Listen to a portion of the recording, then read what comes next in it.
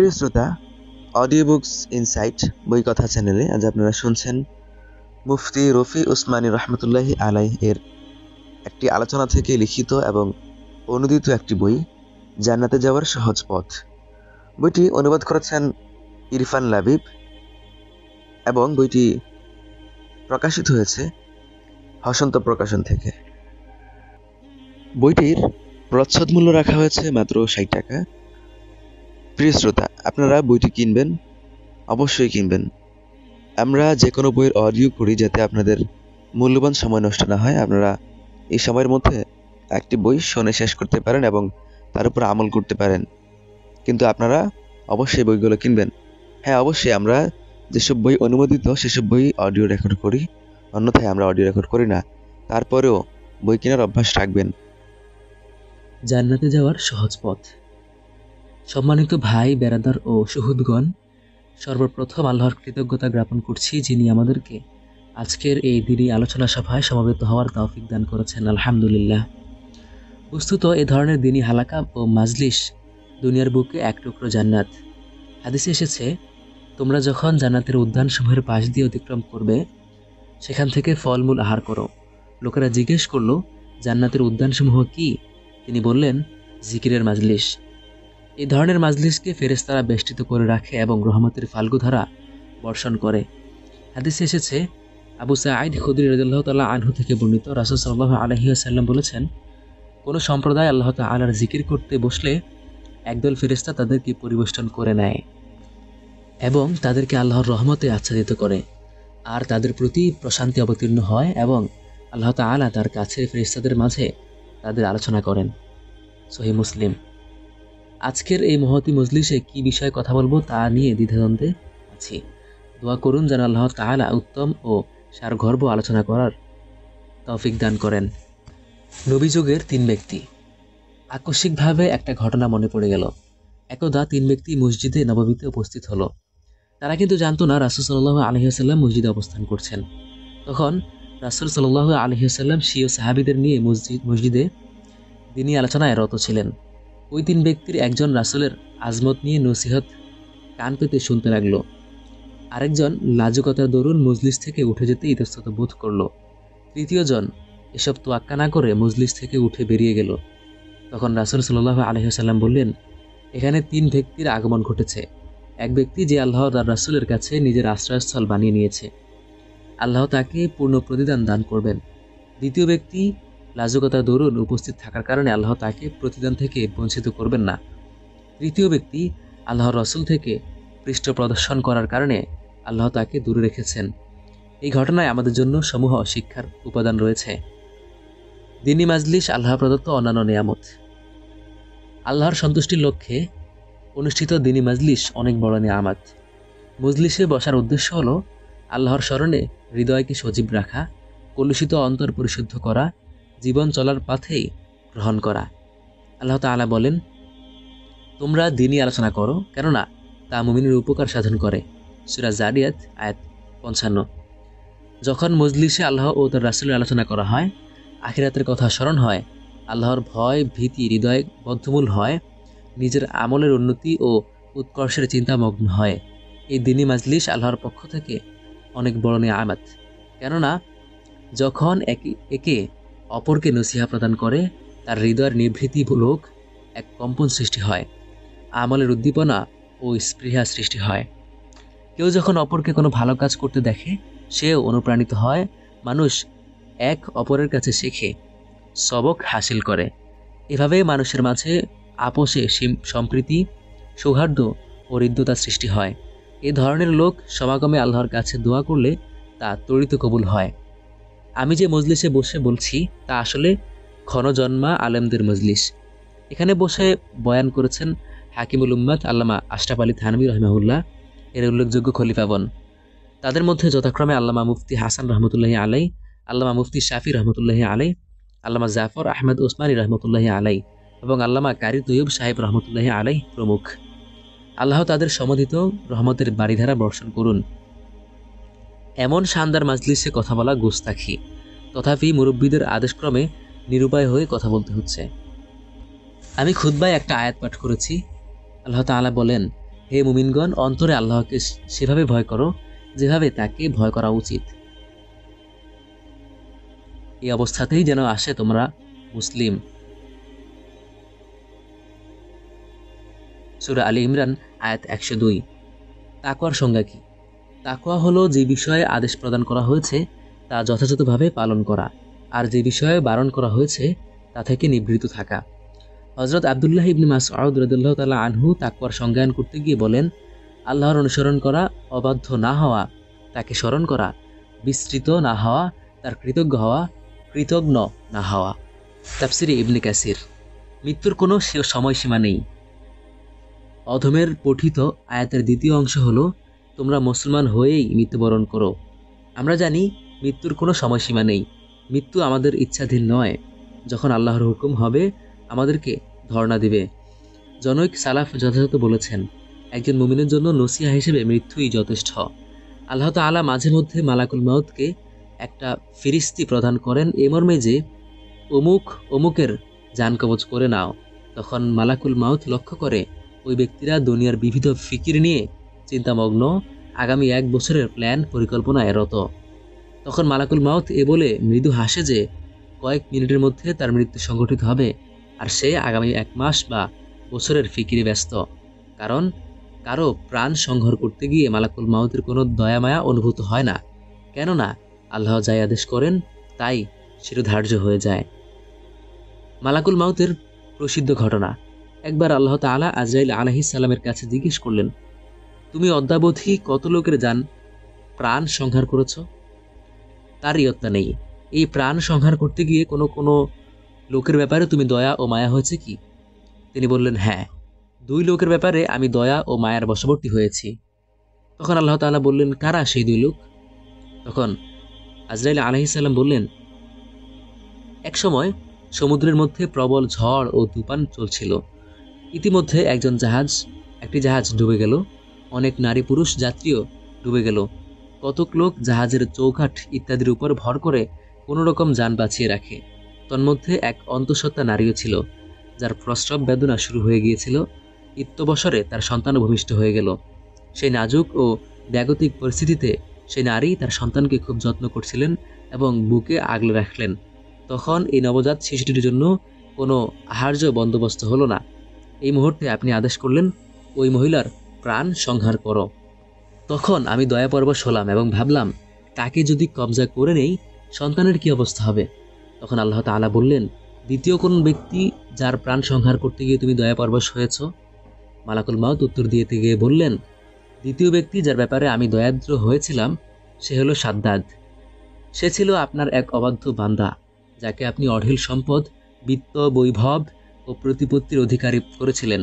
সে এক পর্যায়ে দুনিয়ার প্রতি মোহগ্রস্ত হয়ে জান্নাত বানানোর ব্যাপারে বদ্ধপরিকর হয়। অবশেষে অনেক কষ্টে সৃষ্টে একটি জান্নাত বানায় সে।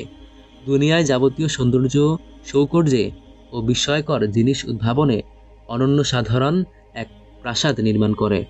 অবশেষে যখন নির্মাণ কাজ সম্পূর্ণ করে 1 পা মারিয়ে জান্নাতে প্রবেশ করতে লাগলো, ঠিক সে মুহূর্তে তার প্রাণ সংহার করার ব্যাপারে আমি আদিষ্ট হই। এই ঘটনা মনে পড়লে এখনও আশাবাদী হই, সে যদি একটুখানি তার নির্মিত জান্নাতে প্রবেশ করার সুযোগ পেত। তখন আল্লাহ তাআলা বললেন, তুমি এক ব্যক্তির ব্যাপারে 2 বার দয়াপরবশ হয়েছ। সাদ্দাদ হলো সেই ছোট বাচ্চা যার মাকে তুমি ঝড় তুফানের সময় অন্ধকারাচ্ছন্ন রাতে প্রাণ সংহার করেছিলে। আমি তাকে যথাযথভাবে লালন পালন করেছি। তাকে অনন্য মেধা, মনন, প্রতিভা ও প্রজ্ঞার অধিকারী করেছি। এক পর্যায়ে সে বড় হয়ে আমার অবাধ্য হয় এবং আমার মোকাবেলায় জান্নাত বানাতে প্রস্তুত হয়ে যায়। তাহলে বুঝতে পারলাম, মৃত্যু একটি অনিবার্য পরিণতি, আমাদেরকে ইচ্ছা অনিচ্ছায় অবশ্যই গ্রাস করে নেবে। এই জন্য প্রিয়নবী মুহাম্মদ সাল্লাল্লাহু আলাইহি ওয়াসাল্লাম মৃত্যুকে অধিক হারে স্মরণ করার নির্দেশ দিয়েছেন। রাসূল সাল্লাল্লাহু আলাইহি ওয়াসাল্লাম বলেন, হযরত আবু হুরায়রা রাদিয়াল্লাহু তাআলা আনহু থেকে বর্ণিত, তিনি বলেন, রাসূলুল্লাহ সাল্লাল্লাহু আলাইহি ওয়াসাল্লাম বলেছেন, তোমরা বেশি করে স্বাদ হরণকারী বিষয় অর্থাৎ মৃত্যুর কথা স্মরণ করো। জামিয়া তিরমিজি। অন্য হাদিসে যারা অধিক পরিমাণে মৃত্যুকে স্মরণ করে তাদেরকে সবচেয়ে বুদ্ধিমান আখ্যা দেওয়া হয়েছে। বলা হয়েছে, হযরত আব্দুল্লাহ ইবনে উমর রাদিয়াল্লাহু তাআলা আনহু থেকে বর্ণিত, তিনি বলেন, আমি রাসূলুল্লাহ সাল্লাল্লাহু আলাইহি ওয়াসাল্লামের সঙ্গে বসা ছিলাম। এই সময় জনৈক আনসারী তার নিকট আসে। সে নবী সাল্লাল্লাহু আলাইহি সাল্লামকে সালাম করে এবং বলে, হে আল্লাহর রাসূল, সর্বাপেক্ষা উত্তম ঈমানদার কে? তিনি বললেন, লোকদের মধ্যে যারা উত্তম চরিত্রের অধিকারী। লোকটি আবার জিজ্ঞেস করল, সর্বাপেক্ষা দূরদর্শী ও বুদ্ধিমান কে? তিনি বললেন, যারা মৃত্যুকে অধিক স্মরণ করে এবং মৃত্যু পরবর্তী অধ্যায়ের জন্য উত্তম রূপে প্রস্তুতি গ্রহণ করে, এরাই সর্বোত্তম দূরদর্শী ও বুদ্ধিমান। আল্লাহ তাআলা বলেন, তোমরা ঈমানদার হয়েই মৃত্যুবরণ করো। মৃত্যু আমাদের ইচ্ছাধীন নয়, কিন্তু সুন্দর রূপে মৃত্যুর জন্য প্রস্তুতি গ্রহণ করা আমাদের ইচ্ছার অন্তর্ভুক্ত। তার পদ্ধতি হলো নিজেকে সব ধরনের পাপাচার দুরাচার থেকে নিবৃত রাখা, কখনো শয়তানের প্ররোচনায় গুনাহ হয়ে গেলে তাৎক্ষণিক তওবা করে নেওয়া। তাওবার দ্বার উন্মুক্ত। আমরা সকলেই গুনাহগার। জীবনের কোনো ক্ষণ বা মুহূর্ত গুনাহ ছাড়া অতিবাহিত হয় না।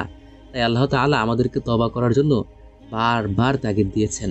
তিনি বলেন, হে আমার কওম, নিজেদের প্রতিপালকের কাছে গুনাহের জন্য ক্ষমা প্রার্থনা করো, অতঃপর তারই দিকে রুজু হও। তিনি তোমাদের প্রতি আকাশ থেকে মুষলধারে বৃষ্টি বর্ষণ করবেন এবং তোমাদের বর্তমান শক্তির সাথে বাড়তি আরও শক্তি যোগাবেন। সুতরাং তোমরা অপরাধী হয়ে মুখ ফিরিয়ে নিও না। সূরা হুদ আয়াত 52। বিভিন্ন আয়াতে বিভিন্ন আঙ্গিকে তাওবার প্রতি গুরুত্ব আরোপ করেছেন। এখন তাওবার দ্বার উন্মুক্ত ও প্রসারিত। যখন মৃত্যুর ডাক আসবে, তাওবার দ্বার চিরতরে রুদ্ধ হয়ে যাবে। আল্লাহ তাআলা বলেন, তাওবা কবুল তাদের প্রাপ্য নয় যারা অসৎকর্ম করতে থাকে। পরিশেষে তাদের কারো যখন মৃত্যুক্ষণ এসে পড়ে, তখন বলে, এখন আমি তওবা করলাম, এবং তাদের জন্য নয় যারা কাফির অবস্থায় মারা যায়। এরূপ লোকদের জন্য তো আমি যন্ত্রণাদায়ক শাস্তি প্রস্তুত করে রেখেছি। সূরা নিসা আয়াত 18। প্রিয় ভাইয়েরা, এখনো সতর্ক হই, গুনাহের প্রায়শ্চিত্ত হিসেবে তাওবা করি, মৃত্যু ও তার পরবর্তী জীবনের প্রস্তুতি গ্রহণ করি। গুনাহ থেকে কিভাবে নিজেকে রক্ষা করবে? এখন প্রশ্ন হলো, গুনাহ থেকে কিভাবে নিজেকে রক্ষা করবে? চতুর্দিকে পাপাচার ও দুরাচারের অবাধ সয়লাব পুরো মুসলিম সমাজকে বেষ্টন করে রেখেছে। সর্বত্র গুনাহের উপকরণ সহজলভ্য। হাজারো চেষ্টা প্রচেষ্টা সত্ত্বেও গুনাহ থেকে নিজেকে নিবৃত রাখা কঠিন ব্যাপার হয়ে গিয়েছে। এমনি মুখের বুলি আওড়ানো সহজ, কার্যত বাস্তবায়ন এক দুঃসাধ্য ব্যাপার।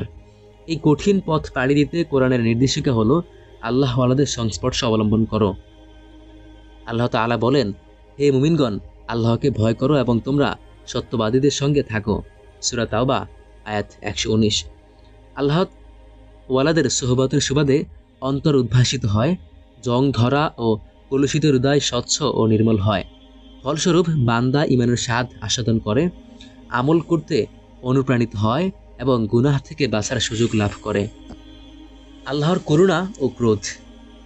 পাপাচার থেকে নিজেকে রক্ষা করতে পারা আল্লাহর পরম ফজলে হয়। প্রকারান্তে গুনাহে লিপ্ত হওয়া আল্লাহ তাআলার ক্রুদ্ধ হওয়ার কারণ হয়।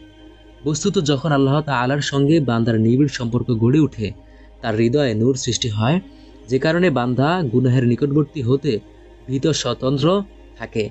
এমন বান্দার বক্ষকে আল্লাহ ইসলামের জন্য করে প্রসারিত করে দেন, তার হৃদয়কে আল্লাহমুখী করে দেন এবং তার জন্য সমস্ত উপায় উপকরণ সৃষ্টি করে দেন, যদ্দরুন বান্দা গুনাহ থেকে অনিচ্ছাকৃতভাবে বেঁচে যায়। পক্ষান্তরে যখন কোনো বান্দা গুনাহের প্রতি ঝুঁকে যায়, এক পর্যায়ে সে মনে প্রাণে গুনাহকে আপন করে নেয়, তখনই আকস্মিকভাবে আল্লাহ তাআলার আযাব এসে অপতিত হয়। আল্লাহ তাআলা বলেন, তোমার প্রতিপালকের পাকড়া বড় কঠিন। সূরা বুরুজ আয়াত 8।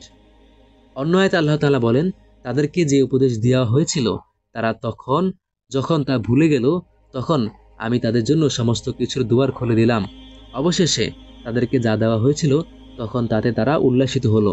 তখন আমি আকস্মাৎ তাদেরকে ধরলাম, ফলে তারা সম্পূর্ণ নিরাশ হয়ে গেল। সূরা আনআম আয়াত 44। তাই কোনো ধরনের গুনাহ হয়ে গেলে কাল বিলম্ব না করে তাৎক্ষণিক তওবা করা অপরিহার্য। হতে পারে এই বিলম্ব আল্লাহর পাকড়াও পর্যন্ত নিয়ে যাবে। শ্রদ্ধেয় পিতার কাছে অধমের প্রস্তাবনা। আমার শ্রদ্ধেয় পিতা মুফতি আজম মুফতি শফি রাহিমাহুল্লাহর ব্যাপারে সবাই জানি। তিনি সন্তানদের ভালোবাসার ক্ষেত্রে কতটা সহানুভূতিশীল ও সহৃদয় ছিলেন। এমনকি লোকেরা পুত্রের প্রতি বাবার ভালোবাসার ক্ষেত্রে তাকে উপমা হিসেবে উপস্থাপন করত। তাকে কয়েকবার আরজ করেছি যে, আমি আপনার হস্তে বাইয়াতবদ্ধ হব।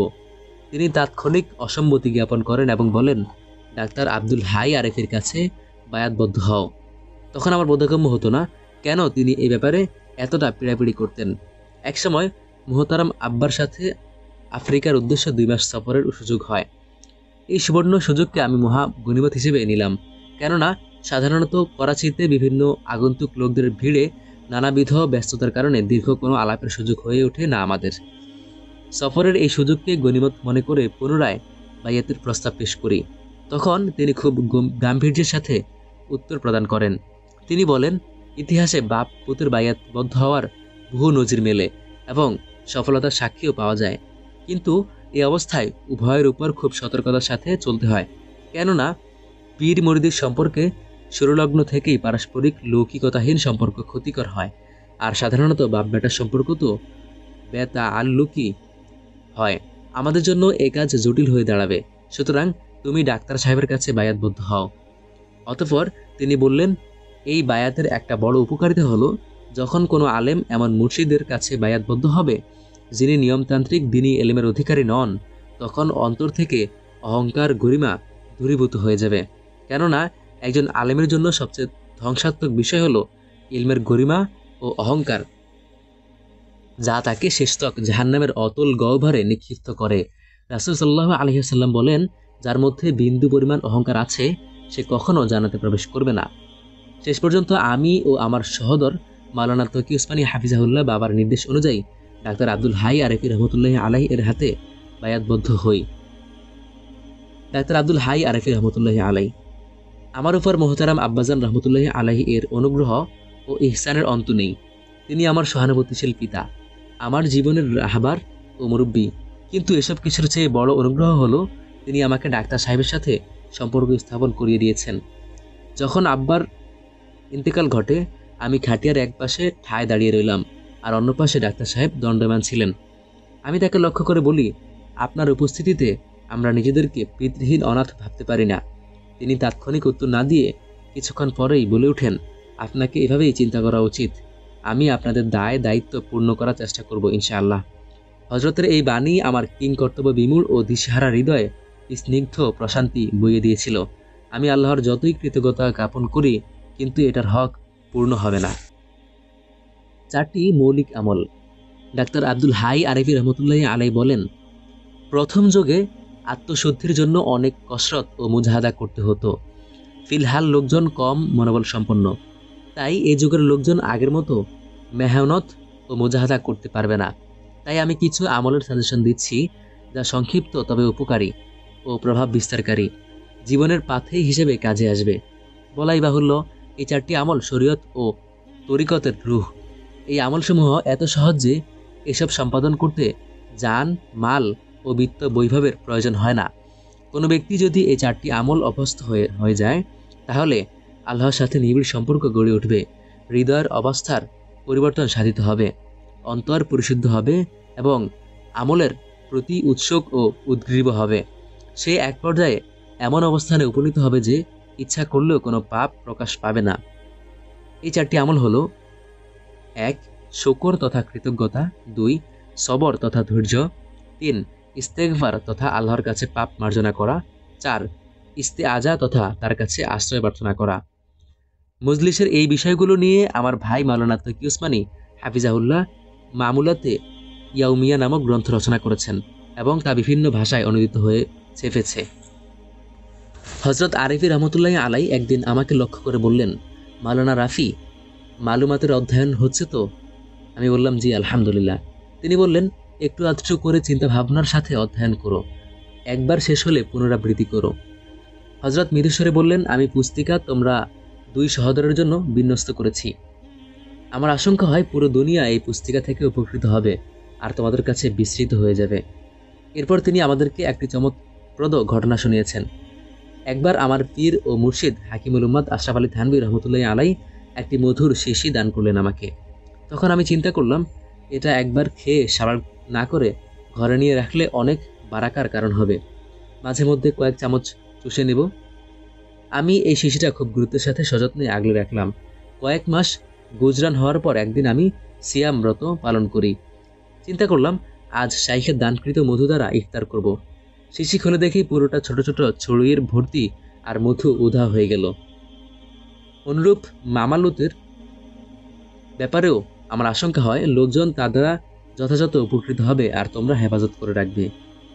আজ আমি আপনাদের সম্মুখে মুর্শিদের দানকৃত তোহফা পেশ করছি, যা আমি 14 বছরের সময় ধরে সোহবতের ফলে পেয়েছি। আশা করি আপনারাও মনোযোগ সহকারে শুনবেন এবং যথাযথ গুরুত্বারোপ করবেন, কেননা এটা তার পীর ও মুর্শিদ হাকিমুল উম্মাত আশরাফ আলী থানভী রহমতুল্লাহি আলাই এর প্রদত্ত তোহফা। এভাবে সূত্র পরম্পরায় এটা আল্লাহ ও রাসূলের তোহফা। প্রথম তোহফা।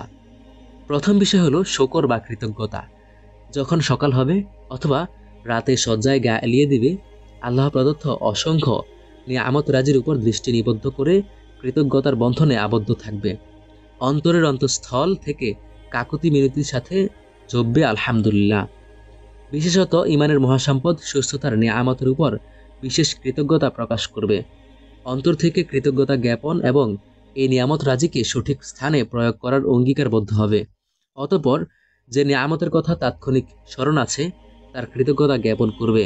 যখনই তোমার মার্জি অনুযায়ী কোনো কাজ সম্পাদন হয়ে যাওয়ার দরুন প্রফুল্ল ও প্রশান্ত চিত্ত হবে, তখনই চুপিসারে জপবে আলহামদুলিল্লাহ, সমস্ত প্রশংসা আল্লাহর, অথবা বলবে হে আল্লাহ, সকল প্রশংসা ও কৃতজ্ঞতা তোমার জন্য।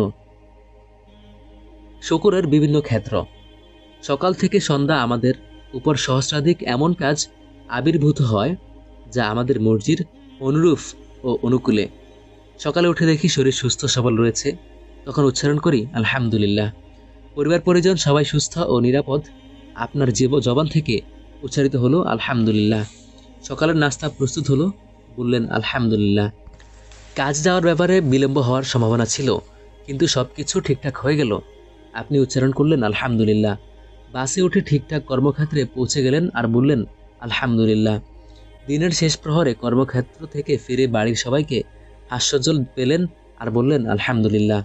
কখনো আপনি জ্বরাক্রান্ত হলেন বা অন্য কোনো বিপর্যয়ে পতিত হলেন, তখনও বলবেন আলহামদুলিল্লাহ, কেননা তখন আপনি লক্ষ্য করবেন আপনার চেয়ে অনেকেই দুরারোগ্য ব্যাধিতে ভুগছে, বড় দুশ্চিন্তায় দিনাতিপাত করছে। তখন আপনার জবান থেকে এমনি উচ্চারিত হবে আলহামদুলিল্লাহ। এজন্য হাদিসে এসেছে, হযরত আবু হুরায়রা রাদিয়াল্লাহু তাআলা আনহু থেকে বর্ণিত, তিনি বলেন রাসূলুল্লাহ সাল্লাল্লাহু আলাইহি ওয়াসাল্লাম বলেছেন, তোমরা দুনিয়ার ব্যাপারে তোমাদের চেয়ে যে ব্যক্তি নিকৃষ্ট তার দিকে তাকাবে, তোমাদের চেয়ে যে ব্যক্তি উপরের স্তরের দিকে তার দিকে তাকাবে না, এতে তোমাদের উপর আল্লাহর যে নিয়ামত সমূহ আছে তা তুচ্ছ মনে হবে না। মুদ্রা কথা, ছোট বড় যে কোনো আনন্দে উদ্বেলিত হলে আল্লাহর কৃতজ্ঞতা জ্ঞাপন করবে। এই কাজ করতে কোনো অর্থকড়ির প্রয়োজন হয় না, কোনো সময় ক্ষেপণ হয় না। এভাবে যদি শুকরে অভ্যস্ত হই, নিজের জীবনে আর কোনো অশান্তি, উদ্বেগ ও দুশ্চিন্তা থাকবে না, সর্বদা স্নিগ্ধ প্রশান্তি অনুভূত হবে। আল্লাহর অগণিত নিয়ামত রাজি। আমরা যদি একটু চিন্তাভাবনা করি, দেখতে পাই আল্লাহ তাআলার অসীম ও অগণিত নিয়ামত রাজিতে আমরা বেষ্টিত। জীবনের প্রতি ক্ষণ ও মুহূর্তে তার নিয়ামত উপভোগ করছি। তিনি আমাদেরকে এত পরিমাণ নিয়ামতে ভূষিত করেছেন, তা গণনা ও পরিসংখ্যান করে আয়ত্ত করা যাবে না। আল্লাহ তাআলা নিজে বলেছেন, তোমরা যা কিছু চেয়েছ তিনি তার মধ্য থেকে তোমাদেরকে দান করেছেন। তোমরা আল্লাহর নিয়ামতসমূহ গুনতে শুরু করলে তা গুনতে সক্ষম হবে না। বস্তুত মানুষ অতি অন্যায়প্রবণ, ঘোর অকৃতজ্ঞ। সূরা ইব্রাহিম আয়াত 34। যখন কোনো দুশ্চিন্তায় ভুগি বা কোনো কিছু হারানোর বেদনায় ব্যথিত হই, তখন আল্লাহর অজস্র নিয়ামতের দিকে দৃষ্টি নিবদ্ধ করব। ইনশাআল্লাহ দুশ্চিন্তা ও পেরেশানি লাঘব হবে, অন্তরে স্নিগ্ধ প্রশান্তি হাতছানি দেবে এবং প্রফুল্ল চিত্তে আল্লাহর কাছে নিজেকে সমর্পণ করার মানসিকতা সৃষ্টি হবে। এমন সঙ্গীন মুহূর্তেও জবান থেকে হৃদয় নিংড়ানো আলহামদুলিল্লাহ উচ্চারিত হবে। অবশ্যই স্বভাবজাত দুঃখ ও পেরেশানি অনুভব হবে। আমরা সন্দেহাতীতভাবে অসংখ্য অগণিত নিয়ামতে নিমজ্জিত। প্রাত্যহিক কমপক্ষে হাতে গোনা কয়েকটি নিয়ামতের উপর যদি শুকরের আমল করি, তাহলে আমরা শুকরের আমলে অভ্যস্ত হয়ে উঠব। প্রত্যেক ভালো কাজে অন্তরের অন্তঃস্থল থেকে আমাদের অজান্তেই শুকরিয়ার বাণী প্রকাশ পাবে। কোনো ধরনের কষ্ট মেহনত ছাড়া একটি পুণ্যময় আমল আমাদের প্রাত্যহিক রুটিনে পরিণত হবে। আল্লাহর একটা মহান ইবাদত বন্দিগিও সম্পাদন হবে, যেখানে কোনো লৌকিকতার ছিটেফোঁটাও থাকবে না। মোটামুটি একজন মুমিনের এমন হওয়া উচিত যে সে প্রতিটি পদে পদে আল্লাহর কৃতজ্ঞতা স্থাপন করবে। প্রাথমিকভাবে এটা একটু কষ্টসাধ্য মনে হলেও পরবর্তীতে মেহনত মুজাহাদার কারণে সহজ পরিণত হবে। শুকরের গুরুত্ব ও উপকারিতা।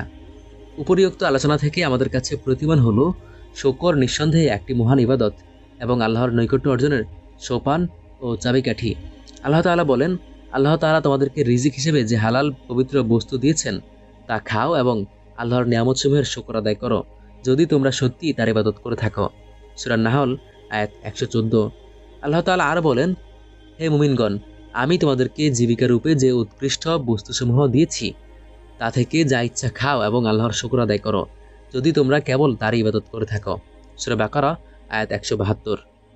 আয়াতদ্বয় থেকে বোঝা যায় শুকরের কত মহত্ব ও ফজিলত। অন্য আয়াতে আল্লাহ তাআলা বলেন, তোমরা যদি কৃতজ্ঞ হয়ে যাও এবং সত্যিকারভাবে ঈমান আনো তবে আল্লাহ তাআলা তোমাদেরকে শাস্তি দিয়ে কি করবেন? আল্লাহ গুণগ্রাহী সর্বজ্ঞ। সূরা নিসা আয়াত 147। এই আয়াতের আলোকে বোঝা যায় যারা শুকরিয়া জ্ঞাপন করে তাদেরকে আযাব কখনো গ্রাস করবে না। অন্য আয়াতে আল্লাহ তাআলা বলেন, এবং সেই সময়টাও স্মরণ করো যখন তোমাদের প্রতিপালক ঘোষণা করেছিলেন, তোমরা সত্যিকারের কৃতজ্ঞতা প্রকাশ করলে আমি তোমাদেরকে আরো বেশি দেব, আর যদি অকৃতজ্ঞতা প্রকাশ করো তবে জেনে রাখো আমার শাস্তি অতি কঠিন। সূরা ইব্রাহিম আয়াত 7। আয়াতের আলোকে স্পষ্ট হয় যারা কৃতজ্ঞতা জ্ঞাপন করে আল্লাহ তাদের নিয়ামত বৃদ্ধি করে দেন, তাদের জীবনধারা সহজে পরিণত করে দেন। পক্ষান্তরে যারা কৃতজ্ঞ, আল্লাহ তাদের নিয়ামত ছিনিয়ে নিয়ে প্রচণ্ড আযাবের সম্মুখীন করেন। শুকরিয়া আল্লাহ তাআলার পছন্দনীয় আমল। শুকরিয়া আল্লাহর কাছে কত পছন্দনীয় তা কোরআনের শুরুলগ্নের হামদ দ্বারা প্রতিবান হয়। আসমান থেকে নাজিলকৃত কিতাব আদির মধ্যে সর্বোৎকৃষ্ট হলো কোরআনুল কারীম, আর সূরা ফাতিহা হলো পুরা কোরআনের সারনির্যাস। আল্লাহ তাআলা এই সূরার শুরুতেই আলহামদুলিল্লাহ উল্লেখ করেছেন। তাহলে শুকরিয়া আল্লাহ তাআলার কাছে কতটা পছন্দনীয় তা সহজেই অনুমেয়। এভাবে এই সূরা ফাতিহা প্রতি নামাজের প্রত্যেক রাকাতে ফরজ করে দিয়েছেন, কেননা এই সূরায় আল্লাহ নিজের প্রশংসা করেছেন। আল্লাহ চান বান্দা তার প্রশংসায় পঞ্চমুখ হোক। শুকর জান্নাতে মুমিনদের একমাত্র আমল। মুসলমানরা যখন জান্নাতে প্রবেশ করবে কোনো ধরনের দুঃখ, বেদনা ও গ্লানি থাকবে না। থাকবে না নামাজ, রোজা, হজ ও যাকাত সহ যাবতীয় কোনো আমল। কেবলমাত্র একটি আমল থাকবে, সেটা হলো মহান রবের মাহাত্ম্য ও কৃতজ্ঞতা। হাদিসে এসেছে জান্নাতীদের জবান থেকে সর্বদা শুকরিয়া বাণী উচ্চারিত হবে, যেভাবে দুনিয়ায় তারা অনিচ্ছাকৃতভাবেও নিঃশ্বাস ফেলত। আল্লাহ তাআলা পবিত্র কোরআনে বলেন, তাতে প্রবেশকালে তাদের ধ্বনি হবে এই যে, হে আল্লাহ, সকল দোষ ত্রুটি থেকে তুমি পবিত্র, এবং সেখানে তাদের অভিবাদন হবে সালাম, আর তাদের শেষ ধ্বনি হবে এই যে, সমস্ত প্রশংসা আল্লাহর, যিনি জগৎসমূহের প্রতিপালক। সূরা ইউনুস আয়াত 10। যখন বান্দা শুকরের উপর অভ্যস্ত হয়, আল্লাহ তাকে আযাব থেকে রক্ষা করেন, নিয়ামত বৃদ্ধি করে দেন। এই আমলের কারণে আল্লাহর সাথে মুহাব্বত সৃষ্টি হয়, নিবিড় সম্পর্কের বন্ধন গড়ে ওঠে, আল্লাহর নৈকট্য অর্জিত হয়, জীবনে এক অনন্য পরিবর্তন সাধিত হয়, স্বল্প তুষ্টির স্বাদ আস্বাদন করে, ফলে জীবনে খুব বরকত হয়। শুকরের ফলে সবর ও তাকওয়া অর্জিত হয়। আল্লাহর শুকরের কারণে অন্তরের স্বস্তি ও প্রশান্তি অনুভব হয়। যখন ইনসান শুকরের অভ্যস্ত হয়, সবরের জজবাও সৃষ্টি হয়। কোনো কষ্টে নিপতিত হলে অভিযোগ তোলে না। যখন বান্দার গুনাহ করার মনোবাসনা হবে, তখন মাথায় এই চিন্তা ঘুরপাক খাবে, যার অসীম নিয়ামতে আমি নিমজ্জিত, কিভাবে তার অবাধ্যতায় লিপ্ত হতে পারি। অতএব শুকর গুজার ব্যক্তির পাপাচার কম হয়, হিংসা, পরশ্রীকাতরতা, বিদ্বেষ, লালসা, কৃপণতা ও অপচয় ইত্যাদি ধ্বংসাত্মক ব্যাধি থেকে মুক্ত থাকে। শুকর অহংকার নিশ্চিহ্ন করে দেয়। শুকরের অন্যতম উপকারিতা হলো অহংকার, আমিত্ব ও আত্মম্ভরিতা বিদূরিত হয়। কেননা অর্জিত নিয়ামত সে নিজের যোগ্যতা মনে করে না, বরং এটাই ধারণা করে এসব আল্লাহ প্রদত্ত, তিনি নিজ অনুগ্রহে আমাকে দান করেছেন। যখন বান্দার মধ্যে এই ধারণা বদ্ধমূল হবে, তখন তার মধ্যে অহংকার লোপ পাবে। রাসূলুল্লাহ সাল্লাল্লাহু আলাইহি ওয়াসাল্লাম বলেন, যার অন্তরে অনুপরিমাণ অহংকার থাকবে সে জান্নাতে প্রবেশ করবে না। এক ব্যক্তি জিজ্ঞাসা করল, মানুষ চায় যে তার পোশাক সুন্দর হোক, তার জুতা সুন্দর হোক, এটা কি অহংকার? রাসূল সাল্লাল্লাহু আলাইহি ওয়াসাল্লাম বললেন, আল্লাহ সুন্দর, তিনি সুন্দরকে ভালোবাসেন। অহমিকা হচ্ছে দম্ভ ভরে সত্য ও ন্যায় অস্বীকার করা এবং মানুষকে ঘৃণা করা। সহিহ মুসলিম। দ্বিতীয় তোহফা সবর। এতক্ষণ যাবৎ আমরা শুকর নিয়ে আলোকপাত করেছি, এখন সবর নিয়ে আলোকপাত করব ইনশাআল্লাহ। সবর শব্দের অর্থ হলো ধৈর্য ধারণ করা, নিয়ন্ত্রণ রাখা, নিবৃত্ত রাখা। হযরত জুন্নুন মিসরি রহমতুল্লাহি আলাই বলেন, সবর হলো আল্লাহর বিরুদ্ধাচারণ হতে দূরে থাকা, বিপদ আপদে শান্ত থাকা ও জীবনের কুরুক্ষেত্রে দারিদ্র্যের কষাঘাত সত্ত্বেও অমুখাপেক্ষিতা প্রকাশ করা। অথবা বলা যায়, মর্জি ও চাহিদার বিরোধী কাজে নিজেকে নিমন্ত্রণ রাখার নাম সবর। প্রাত্যহিক কিছু কাজ যেমন মর্জির অনুকূলে হয়, তেমনি কিছু কাজ মর্জির প্রতিকূলে হয়। মর্জির প্রতিকূলে আল্লাহর কাছে নিজেকে সঁপে দেওয়া এবং কোনো ধরনের অনুযোগ পেশ না করাই সবর। সবর আল্লাহর কাছে অত্যন্ত গুরুত্বপূর্ণ আমল। এর মাধ্যমে বান্দার ইমানি ক্ষিপ্ততা পরীক্ষা নিরীক্ষা করা হয়। বলা যায়, সবর ইমান যাচাইয়ের কষ্টিপাথর। দৈনন্দিন জীবনে আমরা বহু বিপদাপদ ও বিপর্যয়ের সম্মুখীন হই। কখনো নিজে বা আপন কেউ অসুস্থতায় ভোগে, কখনো নিকটাত্মীয়ের বিয়োগে ব্যথিত হই, কখনো ধন সম্পদ লোকসানের শিকার হই। এভাবে প্রতিনিয়ত আমরা বিপদাপদের মুখোমুখি হই। বস্তুত ইসলামে সবরের গুরুত্ব অপরিসীম। আল্লাহ তাআলা পবিত্র কোরআনে 90-এর অধিক জায়গায় সবরের প্রতি গুরুত্ব আরোপ করেছেন, সবরের তাগিদ দিয়েছেন। আল্লাহ তাআলা বলেন, হে মুমিনগণ, সবর অবলম্বন করো, মোকাবেলার সময় অবিচলতা প্রদর্শন করো এবং সীমান্ত রক্ষায় স্থির থাকো, আর আল্লাহকে ভয় করো, চলো, যাতে তোমরা সফলকাম হতে পারো। সূরা আলে ইমরান আয়াত 200। আল্লাহ তাআলা আরো বলেছেন, সুতরাং হে রাসূল, আপনি সবর অবলম্বন করুন, যেমন সবর অবলম্বন করেছিল দৃঢ়প্রতিজ্ঞ রাসূলগণ। সূরা আহকাফ আয়াত 35। উলামায়ে কেরাম বলেন, সবর 3 প্রকার। 1. ইবাদতের উপর ধৈর্য ধারণ করা। 2. গুনাহ থেকে বেঁচে থাকার ব্যাপারে ধৈর্য ধারণ করা। 3. বিপদ আপদে ধৈর্য ধারণ করা। উল্লিখিত আয়াতে সবর 3 প্রকারের আলোচনাকে অন্তর্ভুক্ত করে। বিপদ আপদে আমরা খেই হারিয়ে ফেলি, অস্থিরতা, উদ্বেগ, উৎকণ্ঠায় ভুগি। তখন আমরা কিভাবে প্রশান্ত হব, তা আল্লাহ নিজ অনুগ্রহে আমাদেরকে শিখিয়ে দিয়েছেন। আল্লাহ পবিত্র কোরআনে বলেন, যারা তাদের কোনো মুসিবত দেখা দিলে বলে ওঠে, আমরা সকলে আল্লাহর এবং আমাদেরকে তার কাছেই ফিরে যেতে হবে। আল বাকরা আয়াত 156। ইন্না লিল্লাহি হৃদয়ের প্রশান্তির অনন্য প্রতিষেধক। এই কালিমা মর্মসহ অনুধাবন করে উচ্চারণ করলে ধৈর্য ধারণ করা সহজ হয়ে যায়। এই আমল করতে আমরা অভ্যস্ত হই। এটা করতে কোনো অর্থকড়ি খরচ হয় না, অতিরিক্ত সময়ক্ষেপণ হয় না। কিন্তু বর্তমানে আমরা ইন্না লিল্লাহ পড়ি কেবলমাত্র কারেন্ট চলে গেলে, আর কারেন্ট এলে পড়ি আলহামদুলিল্লাহ। অথচ এই শব্দটি ব্যাপক। যে কোনো দুঃখ পেরেশানিতে পতিত হলে মুমিনের করণীয় হলো ইন্না লিল্লাহ উচ্চারণ করা। এমনকি বর্ণনায় এসেছে, অতীতের কোনো অপছন্দনীয় ঘটনা কিংবা খুব দুঃখ বেদনার সংবাদের কথা স্মরণ হলে এই দোয়া পড়লে বরাবরই প্রতিদানের অধিকারী হবে। আবার অনেকেই ইন্না লিল্লাহ পড়ে কেবল কারো মৃত্যুর সংবাদ শুনলে, অথচ এটাকে ইন্তিকালের সাথে বিশেষায়িত করা জায়েজ হবে না। হাদিসে এসেছে, একবার আল্লাহর রাসূলের চেরাগ নির্বাপিত হয়ে যায়, তখন রাসূল ইন্না লিল্লাহ বলে ওঠেন।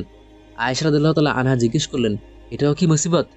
প্রত্যুত্তরে রাসূল সাল্লাল্লাহু আলাইহি ওয়াসাল্লাম বললেন, হ্যাঁ, যা মানুষকে কষ্টে নিপাতিত করে তাই মুসিবত, আর প্রত্যেক মুসিবতে সওয়াবের প্রতিদান রয়েছে।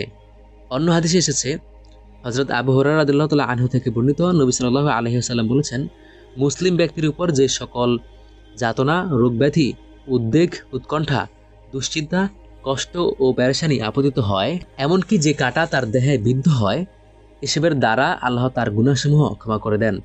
এ প্রসঙ্গে হযরত হাজী ইমদাদুল্লাহ মুহাজিরে মাক্কি রহমতুল্লাহি আলাইহি এর ঘটনা উল্লেখযোগ্য। একদিন তিনি নসিহত করতে গিয়ে বলেছিলেন, রোগ ব্যাধিও আল্লাহর এক নিয়ামত। তিনি বিষয়টি ব্যাখ্যা করে বোঝাচ্ছিলেন। ঠিক এই মুহূর্তে এক অসুস্থ ব্যক্তির পক্ষ থেকে দোয়া চাওয়া হলো যেন আল্লাহ তাআলা তাকে আরোগ্য দান করেন। এবার তিনি কি করবেন? তিনি কি আরোগ্যের জন্য দোয়া করবেন? তবে তো নিয়ামত বিলুপ্তির দোয়া করা হবে। সবাই তাকিয়ে আছে, তিনি কি করেন? কিন্তু আল্লাহওয়ালাদেরকে আল্লাহ তাআলাই পথ দেখান। সঠিক কথা তিনি তাদের অন্তরে ইলহাম করে দেন। সুতরাং তিনি দোয়া করলেন, হে আল্লাহ, অসুখ বিসুখ নিয়ামত বটে, কিন্তু আমরা বড় দুর্বল। দুঃখ কষ্টের নিয়ামত সহ্য করা আমাদের পক্ষে কঠিন। সুতরাং আপনি অসুস্থতার নিয়ামতকে সুস্থতার নিয়ামত দ্বারা বদলে দিন। সুবহানাল্লাহ, কি চমৎকার হিকমতের কথা।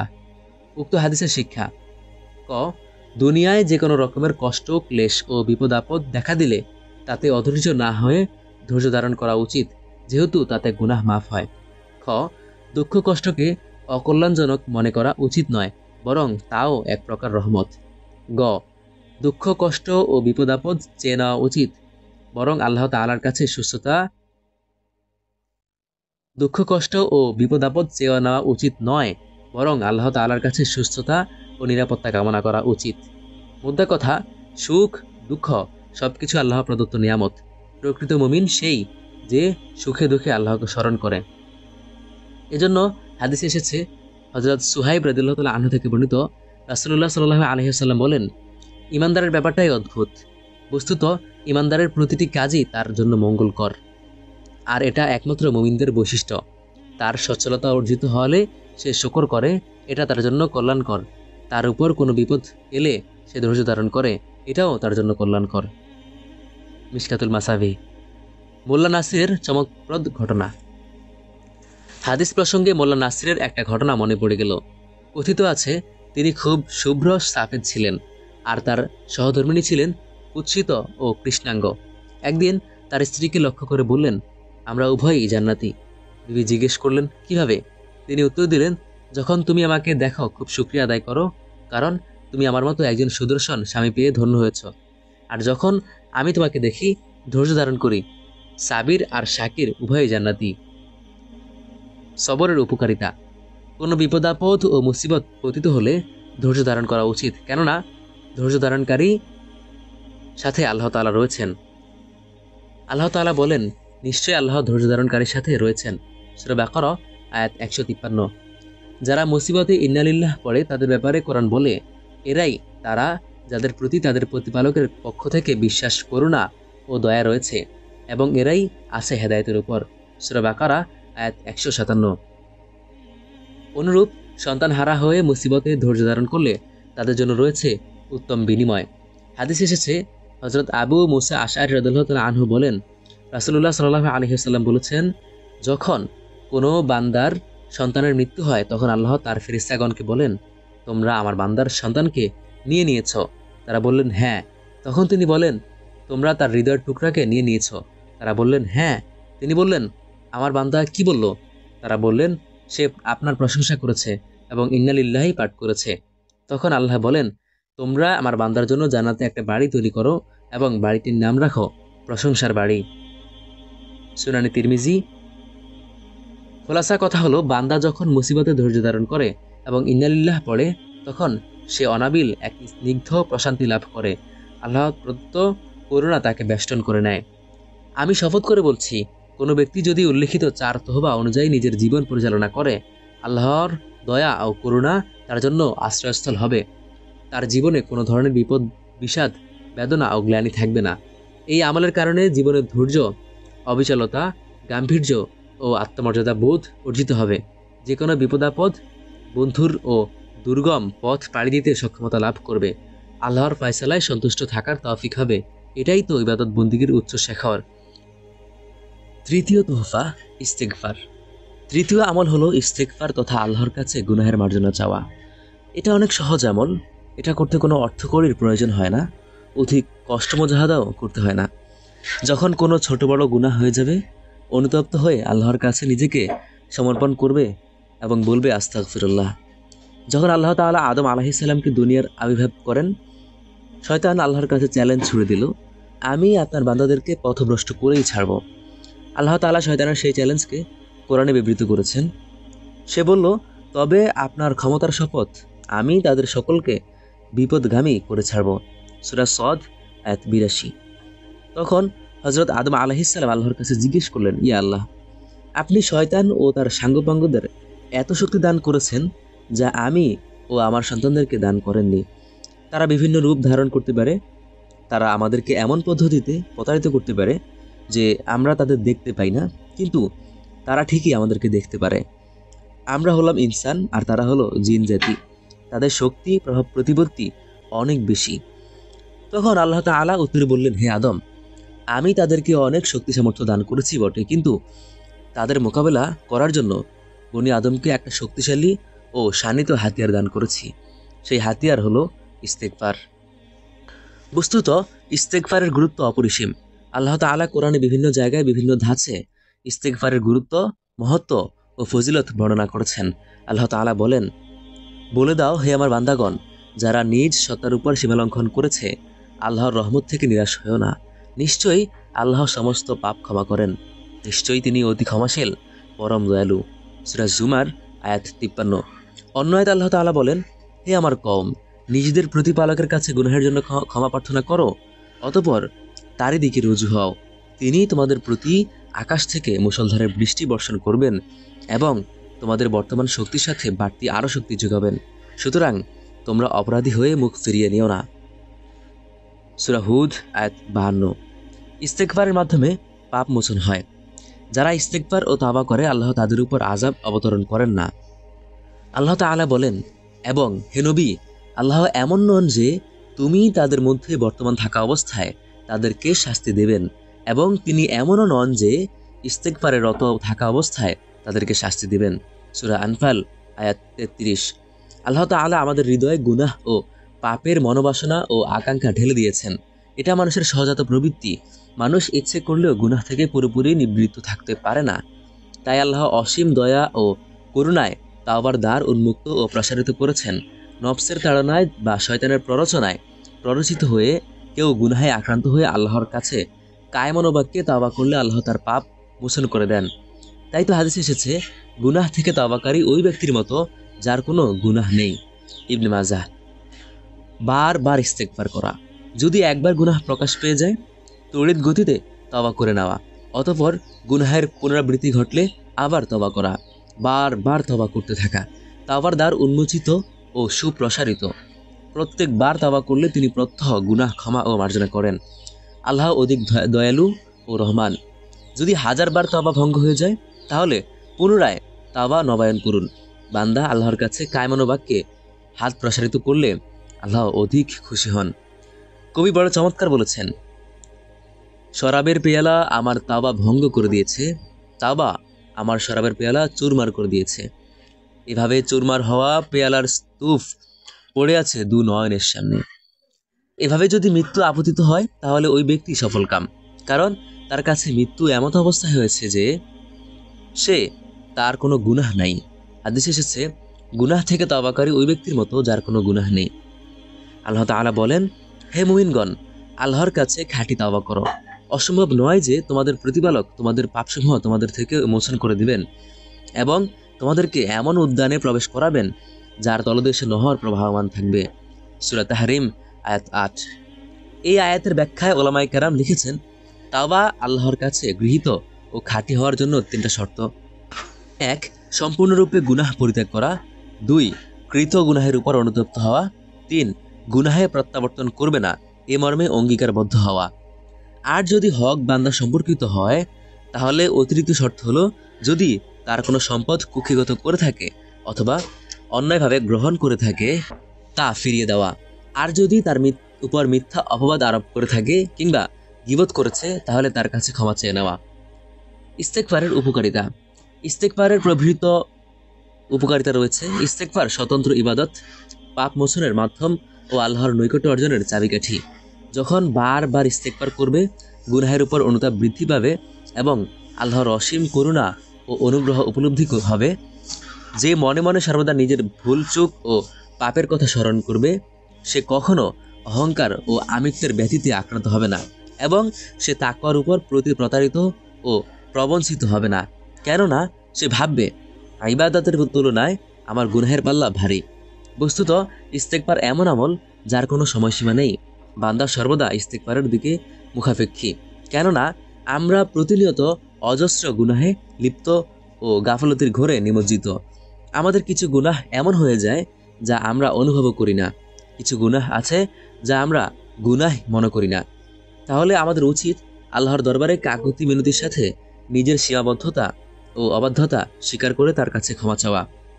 ইস্তেগফার এমন আমল যার কারণে রহমতের দ্বার উন্মোচিত হয়, করুণার বারিধারা বর্ষিত হয়।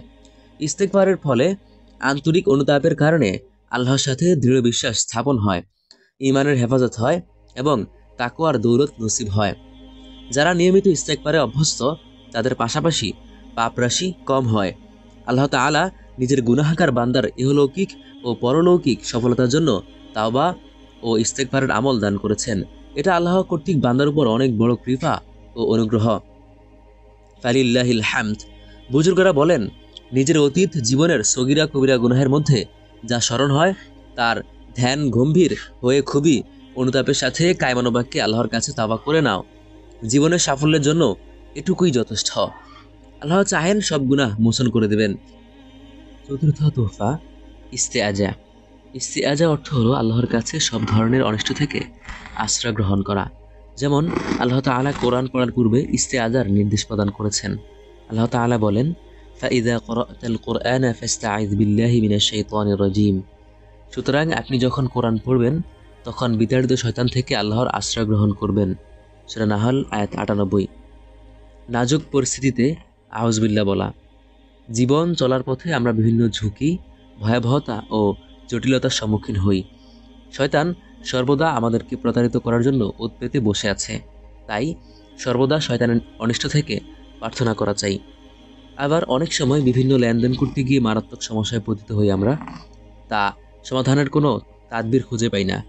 এমন নাজুক ও সঙ্গীন সময় মহান রবের কাছে প্রার্থনা করলে মনোবল সুদৃঢ় হয়। তাই অভ্যস্ত হওয়া চাই যখন যে কোনো সমস্যার সম্মুখীন হলে আল্লাহর কাছে আশ্রয় গ্রহণ করা।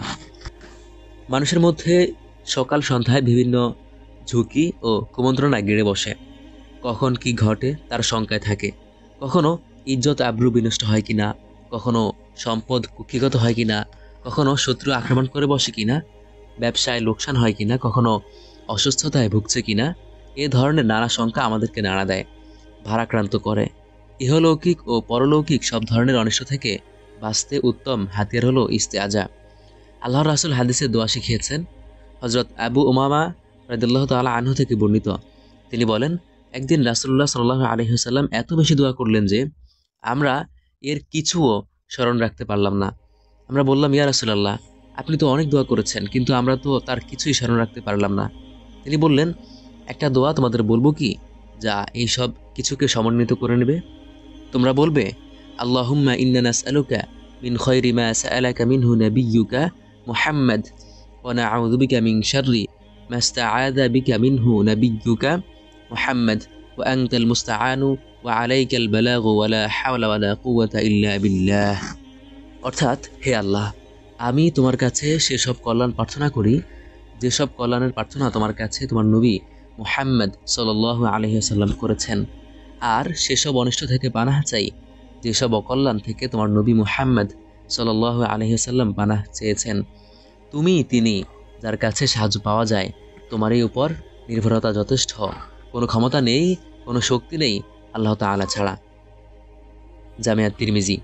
অন্য হাদিসে এসেছে, হযরত আনাস ইবনে মালিক রাদিয়াল্লাহু তাআলা আনহু থেকে বর্ণিত, তিনি বলেন, রাসূলুল্লাহ সাল্লাল্লাহু আলাইহি ওয়াসাল্লাম এই দোয়া করতেন, হে আল্লাহ, আমি অক্ষমতা, ভীরুতা ও বার্ধক্য থেকে আপনার নিকট পানাহ চাচ্ছি এবং জীবন ও মৃত্যুর ফিতনা থেকে এবং কবরের আযাব থেকে আপনার নিকট পানাহ চাচ্ছি। সহিহ বুখারী। উলামায়ে কেরাম বলেন, রাসূল সাল্লাল্লাহু আলাইহি ওয়াসাল্লাম মোট ৭০টি অনিষ্ট থেকে আশ্রয় প্রার্থনা করতেন। মোটামুটি কেউ ঝুঁকি থেকে মুক্ত নয়। যারা যত বেশি বিত্ত প্রতিপত্তিশালী তাদের ঝুঁকি তত বেশি। তাই যখনই কোনো সমস্যার সম্মুখীন হই, সংক্ষিপ্তভাবে জপে নেব, আউযু বিল্লাহ, আমি আল্লাহর নিকট আশ্রয় প্রার্থনা করছি, অথবা বলবো, হে আল্লাহ, আপনি ছাড়া আমার কোনো আশ্রয়স্থল ও ঠাঁই নেই। তীর নিক্ষেপকারীর হাত থেকে নিজেকে বাঁচাও। এক বুজুর্গ তার মুরিদদের উদ্দেশ্য করে বললেন, মনে করো কোনো তীরন্দাজ তার তীর লক্ষ্যভ্রষ্ট হয় না। তার কামান যদি আসমান হয় আর সৃষ্টিকুলের সমস্ত বিপদ আপদ যদি তার তীর হয়, তাহলে তার কবল থেকে নিজেকে রক্ষা করার কোনো পদ্ধতি আছে? সবাই উত্তর দিলেন, এমন তীরন্দাজের কবল থেকে বাঁচা সম্ভব নয়। তখন বুজুর্গ বললেন, একটি মাত্র পথ খোলা আছে, আর তা হলো আল্লাহর কাছে আশ্রয় প্রার্থনা করা। কোনো স্বৈরাচারী ব্যক্তি যদি আপনাকে আক্রমণ করতে উদ্যত হয়, তাহলে আপনি তৎক্ষণাৎ বলুন, হে আল্লাহ, আমি আপনার আশ্রয় প্রার্থনা করছি এবং আপনার রক্ষণাবেক্ষণ কামনা করছি। মহান আল্লাহ এমন দাতা যার কাছে সত্যিকার অর্থে প্রার্থনা করে তাদেরকে তিনি বিফল করেন না। মনে করুন তিমিরাচ্ছন্ন রাতে মুষলধারে বৃষ্টি বর্ষণ হচ্ছে, এমন সঙ্গীন মুহূর্তে এক শিশু পলায়ন করছে আর ডাকাতরা তার পিছু নিচ্ছে, আর সে দয়া ভরা কণ্ঠে বলছে, আমাকে বাঁচাও, আমাকে বাঁচাও। আপনি কি তার সহায়তায় এগিয়ে আসবেন না? আপনি কি তাকে আশ্রয় দেবেন না? অবশ্যই সাহায্য করবেন, আশ্রয় প্রদান করবেন। কল্পনা করুন তিনি সৃষ্টিজগতের অধিপতি, তিনি সব কিছুর নিয়ন্তা, তিনি কিভাবে আশ্রয় দেবেন না? মুদ্রা কথা, ইস্তেআজা এমন এক আমল যার মাধ্যমে বান্দা আল্লাহর মুহাত্ম প্রকাশ করে, তার কাছে নিজেকে সমর্পণ করে, ফলে বান্দা আল্লাহর আশ্রয়ে থাকে এবং তার রক্ষণাবেক্ষণে নিজের জীবন পরিচালনা করে। এর কারণে তাওয়াক্কুলের দৌলত নসিব হয়। সুতরাং আমরা এই আমলের উপর অভ্যাস গড়ে তুলি। যখনই কোনো আশঙ্কা বা উদ্বেগ উৎকণ্ঠা অনুভব করব, অন্তরের অন্তঃস্থল থেকে আল্লাহর কাছে আশ্রয় প্রার্থনা করব। উল্লিখিত 4 আমলই অভ্যস্ত হই। উল্লিখিত 4টি আমল তথা শকর, সবর, ইস্তেগফার ও ইস্তেআজার পাবন্দি করি এবং এই আমলে নিজেকে গড়ে তুলি। তাহলে দিন অনুযায়ী নিজেকে পরিচালনা করা সহজ হয়ে যাবে ইনশাআল্লাহ। দিন এবং দুনিয়া নিরাপদ ও সংরক্ষিত থাকবে। ভালো কাজের আগ্রহ সৃষ্টি হবে আর মন্দ কাজের প্রতি অনীহা চলে আসবে। আল্লাহর নৈকট্য বাড়তে থাকবে এবং তার সাথে গভীর সম্পর্কের বন্ধন সৃষ্টি হবে। এই 4টি আমল সর্বদা সংরক্ষণ ও রক্ষণাবেক্ষণের কাজ করবে। মানুষের জীবনে 3টি কাল আবির্ভূত হয়: অতীত, বর্তমান ও ভবিষ্যৎ। ইস্তেগফারের দ্বারা অতীত সংরক্ষিত হয়, শকর ও সবরের দ্বারা বর্তমান সংরক্ষিত থাকে, আর ইস্তেআজার দ্বারা ভবিষ্যৎ সংরক্ষিত হয়। এই আমলগুলো অন্যের কাছে পৌঁছিয়ে দেই। হযরত আরফি রহমতুল্লাহ আলাই বলেন, এই আমলগুলো আমার পীর ও মুর্শিদ হযরত থানবী রহমতুল্লাহ আলাই এর মধ্যস্থতায় পেয়েছি। এগুলো সংক্ষিপ্ত তবে উপকারী ও সারগর্ভ আমল। বলা যায় আমাদের জীবন চলার অনন্য পাথেয়। আমরা আজ যারা এই আমলের কথা শুনেছি নিজের পরিবার পরিজনের কাছে পৌঁছিয়ে দেই। প্রিয় শ্রোতা, এতক্ষণ শুনছিলেন পাকিস্তানের বিখ্যাত আলেম মুফতি রফি ওসমানী রাহিমাহুল্লাহর আলোচনা থেকে লিখিত এবং অনুদিত একটি বই, জান্নাতে যাওয়ার সহজ পথ বইটি। আমরা বইটি শেষ করলাম। যারা এতক্ষণ আমাদের সাথে ছিলেন তাদেরকে অসংখ্য ধন্যবাদ এবং পরবর্তীতে অন্য কোনো বইয়ের জন্য আমাদের চ্যানেলের সাথেই থাকবেন।